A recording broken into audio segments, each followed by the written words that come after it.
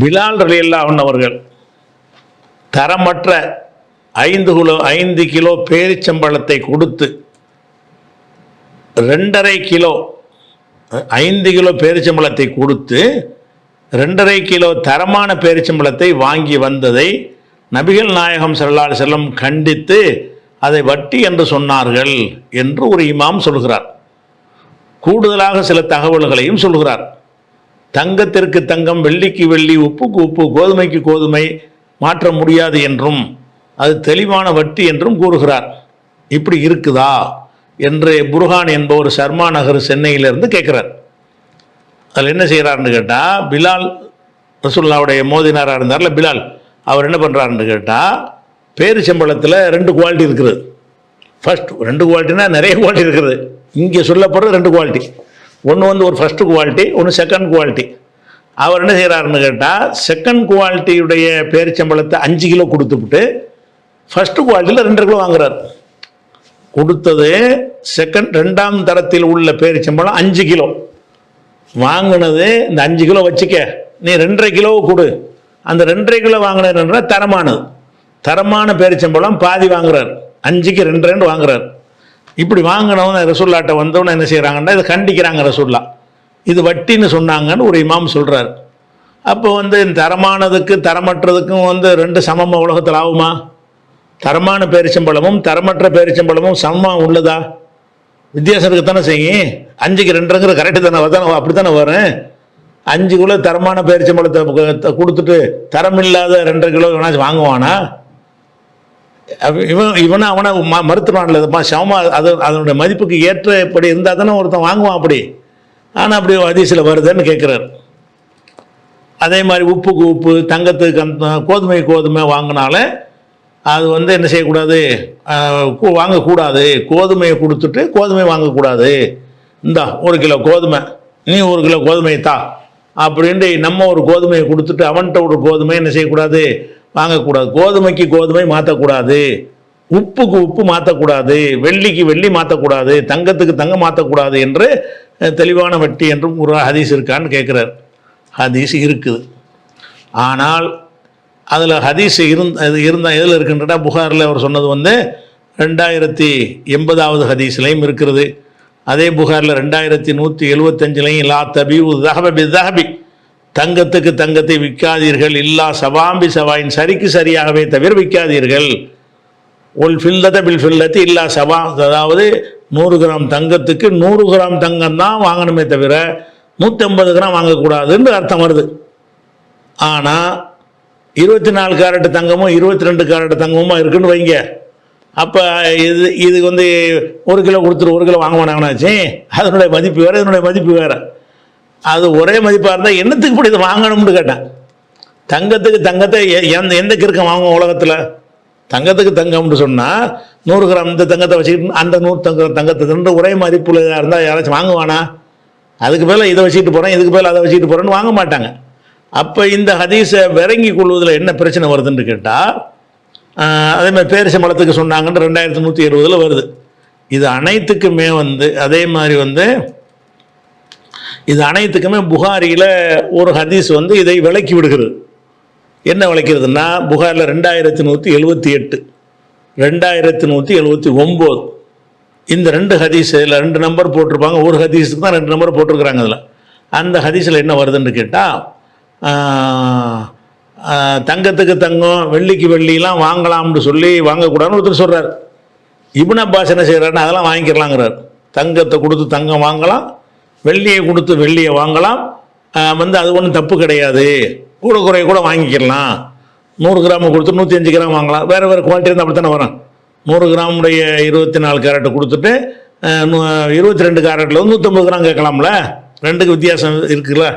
அந்த மாதிரி செய்யலாம்னு இப்னு அப்பாஸ் சொல்கிறாருன்னு ஒரு கருத்து வருது. இப்னு அப்பாஸ் போய் கேட்குறாங்க.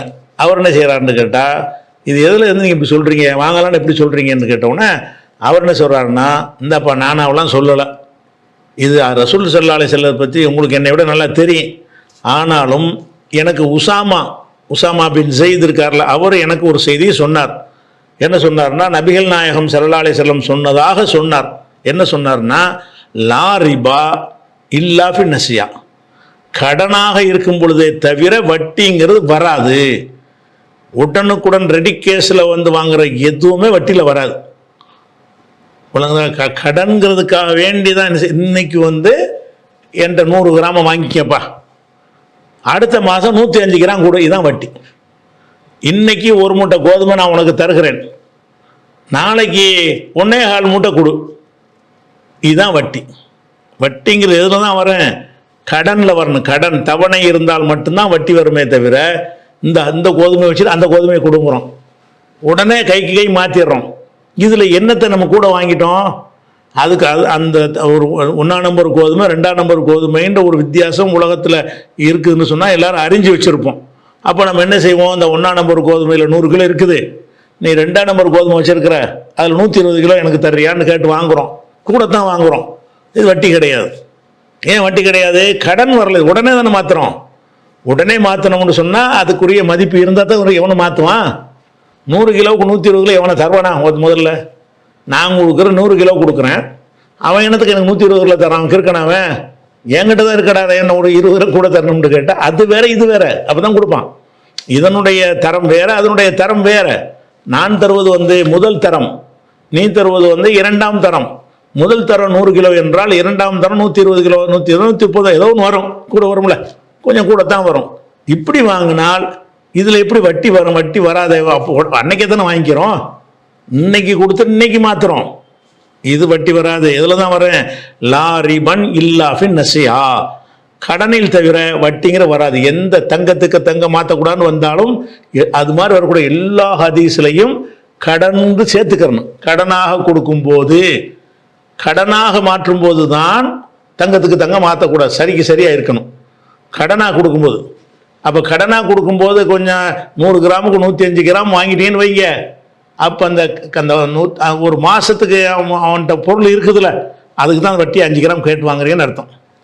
அதே இது புகாரில் வந்து ஹதீஸ் ஆச்சா. முஸ்லீம் எப்படி வருதுன்னு கேட்டால், இன்னமர் ரிபா ஃபின் நசியா, அதில் வந்து லா இலாஹ இல்லல்லாஹ் மாதிரி வருது. வட்டியை கடனில் தவிர வட்டி வரா, லா இலாஹ இல்லல்லாஹ் மாதிரி லா ரிபா, வட்டி கிடையாது, இல்லைன்னு நசியா, இல்லா ஃபின் நசியா, நசியத்தில் கடனில் தவிர வட்டி கிடையாது. அப்போ கடனில் மட்டும்தான் வட்டி வரும்.